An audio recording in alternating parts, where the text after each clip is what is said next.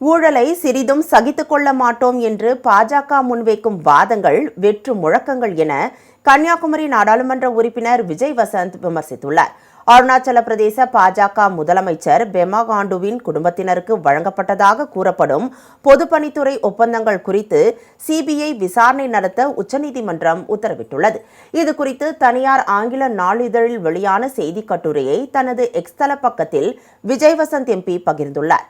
தற்போது வரை முதலமைச்சர் பதவியில் நீட்டிப்பது பொறுப்புக்கூறல் குறித்த பாஜகவின் பேச்சுக்கும் அதன் செயல்பாடுகளுக்கும் இடையே உள்ள முரண்பாட்டை வெளிச்சம் போட்டு காட்டுவதாக அவர் சுட்டிக்காட்டியுள்ளார்.